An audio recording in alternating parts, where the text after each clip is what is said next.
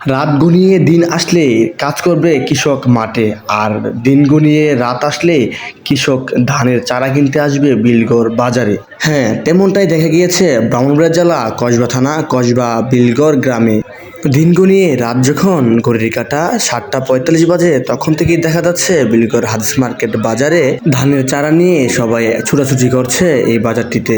বন্যায় ক্ষতিগ্রস্ত জমি তলে যাওয়া কৃষকরা যেন এখনো হাল ছাড়েনি, তারা যেন আবারও নতুন করে ধানের চারা রোপণ করছে জমিতে। হেলাল আহমেদ রুহান, NITV, খুদা হাফেজ।